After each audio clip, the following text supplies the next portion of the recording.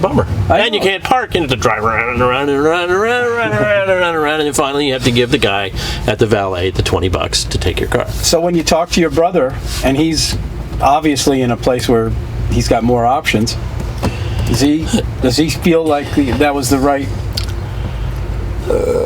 That's a good question. I haven't really said, okay, Phil, how's it going? Yeah, because, are you really happy you did this, and right. Is it okay, and do you wish you could come back?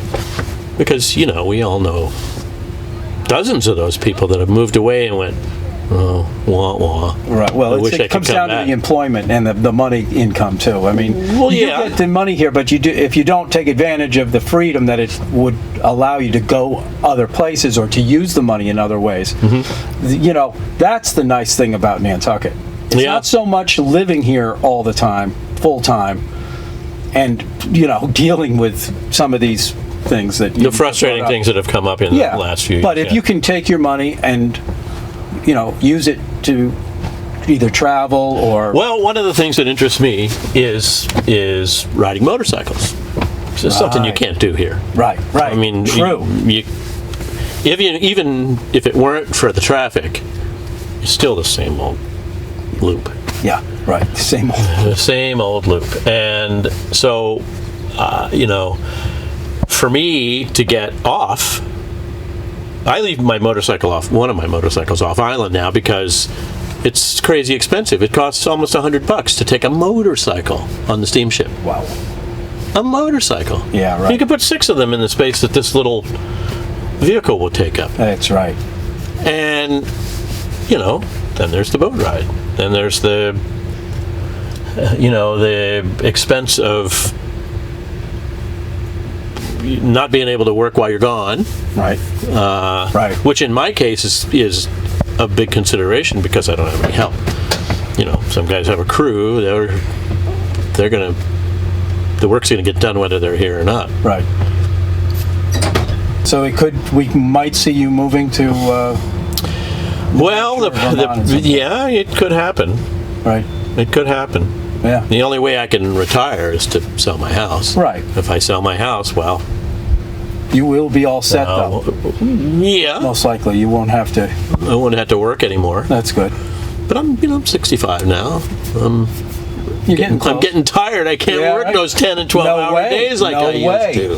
Gosh. No way. Not at that age. My gosh, you got 4 hours at the most. All right, let's go eat. I've already beat that. How do you like this little van? Actually, I really like it. Yeah. It's I've had the big ones, the Expeditions, the last time, and those were nice for like on the highway. But parking, driving, throwing stuff in the back of this thing. Oh, I think it's the perfect size work. And you would know. I mean, you work with these guys all the time, don't you? Well, I don't work on a lot of modern cars anymore. Although I have done some work on on one of these. Oh, you have? Yeah, I've got a client he's a painter.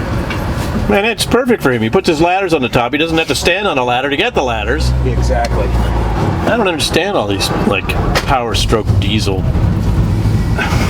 What's Macho 3500 F350 101. I got into a little set to with somebody the other day about gas prices and all that because what happened? Well, they were talking about how much gas costs, and I said, "What are you talking about?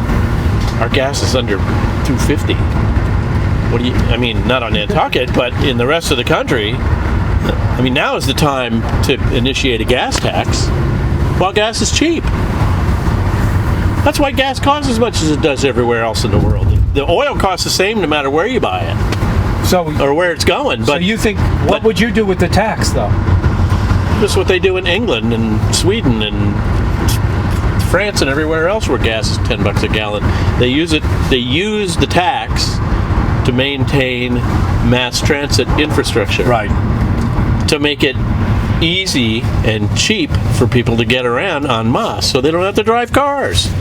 If they had a really great mass transit system in LA, for example, they'd probably have 40,000 fewer cars. Right. And if gas was $10 a gallon, people would quit burning it. They'd quit driving. Getting back to that love that you have, if you weren't doing what you do as a job, what would be your dream job? My dream job would be building custom motorcycles, little cafe racers, things like that. Why cafe though? Well, because they're small. They are the basic premise is that they're inexpensive. They're not, they're stripped down. Are they inexpensive? Well, like anything, you can go over the top, Every car doesn't have to be a Range Rover Sport, but the theory behind and the reason cafe racers came to be was in the 50s in England. These guys didn't have a lot of money, and so they would buy beat-up motorcycles. They would strip everything unnecessary off of them and clip on handlebars, and Why are the handlebars on cafe racers so low? Not the way, because with your weight low and forward, it helps the handling. It does? Yeah, that's why you see all racing motorcycles all have very low handlebars, and your weight bias is forward.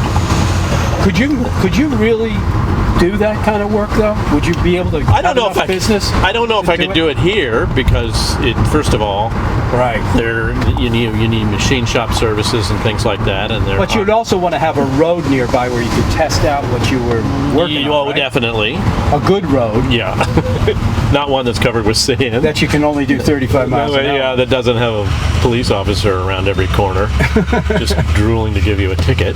Yeah, right. There are plenty of other things for them to be doing. So so if you did leave, would you step into that world? I would definitely. You would. I would definitely. Yeah. So what do you got going this afternoon? In my shop? Yeah. I'm going to be working on a '66 Land Rover, and when I get that done,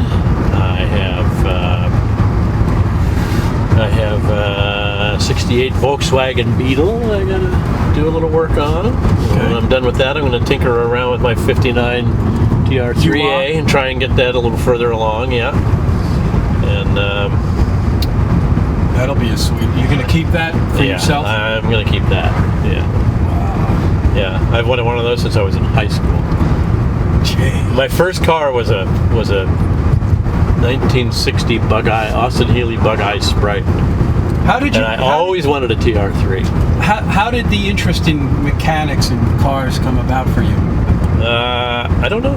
I just sort of gravitated to it. I had a go-kart when I was a little kid. Okay, you did. And I just always took care of that kind of stuff myself. Would you tear the motor apart and try to look and see how it all worked? Yeah. Yeah. Yeah. I was always curious about how things were put together.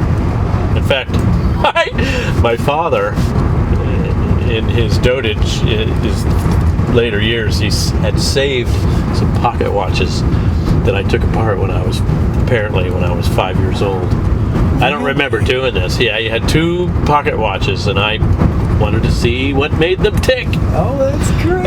And I took the backs off of them, and so of course everything went, and all the springs popped out, and the gears came out. Oh no! My dad came home, and I said, "Dad, look, I fixed the watches." Oh. He just went, "Oh yeah." What are you gonna say? The beginning of it all. Kid was just curious. That's great. He saved them. He saved them for like 50 years and gave them to me when I was visiting in Florida one time. Is that yours? No, that's somebody else. No, that's a customer's. Yeah, that's pretty. Yeah. Yeah, see, who wouldn't want to work on that kind of stuff? Now, if you sold this business, let's say you did get out of it, would it be grandfathered as a shop? I think so. Yeah. Tony Benjamin was the original owner of the house and built the garage in 1970.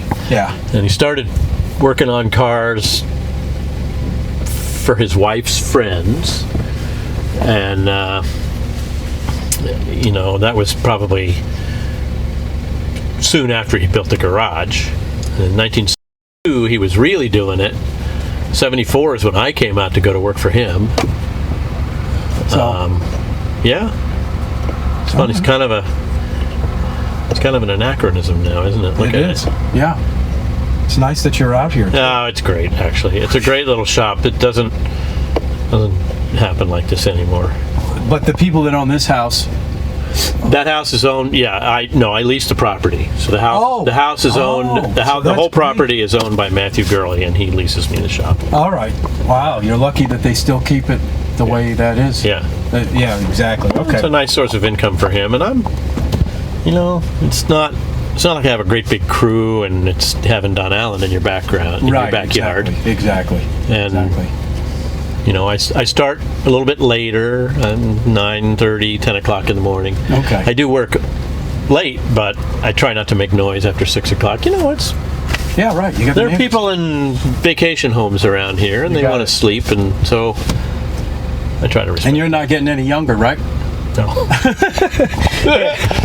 right. You noticed that, huh? You're still looking good, buddy. All right. Thanks, Gino. You got it. Thanks for lunch. Yeah, absolutely, man. Take good care. All right. See ya. You bet. Take care, man.